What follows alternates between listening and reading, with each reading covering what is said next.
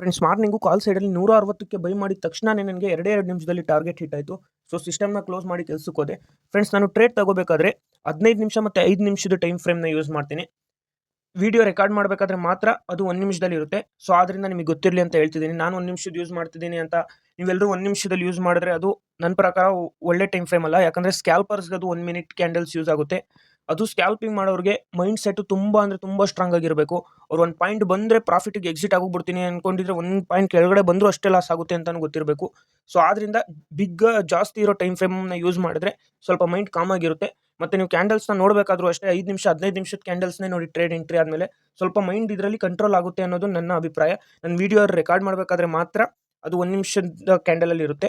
ಮತ್ತು ಇನ್ನೊಂದು, ನನ್ನ ಟೋಟಲ್ ಕ್ಯಾಪಿಟಲು 14,500 ರೂಪಾಯಿ ಆಗಿದೆ. ನೆಕ್ಸ್ಟು ಅದರಲ್ಲಿ ನನ್ನ ಟೋಟಲ್ ಕ್ಯಾಪಿಟಲ್ ಏನಿದೆ ಅದಕ್ಕೆ 10% ಲಾಸು 20% ಪ್ರಾಫಿಟ್ ತಗೊಳಕ್ಕೆ ಟ್ರೈ ಮಾಡ್ತೀನಿ. ಈ ಮಂತು ಆದಷ್ಟು ಡಿಸಿಪ್ಲಿನಿಂದ ಇರೋಕ್ಕೆ ಟ್ರೈ ಮಾಡ್ತೀನಿ. ಪ್ರಾಫಿಟು ಲಾಸು ಸೆನ್ಸೇ ಮಾಡಲ್ಲ ಡಿಸಿಪ್ಲಿನಲ್ಲಿ. ಎಷ್ಟು ರೂಲ್ಸ್ನ ಫಾಲೋ ಮಾಡ್ತೀನಿ ಅನ್ನೋದೇ ಇಂಪಾರ್ಟೆಂಟು.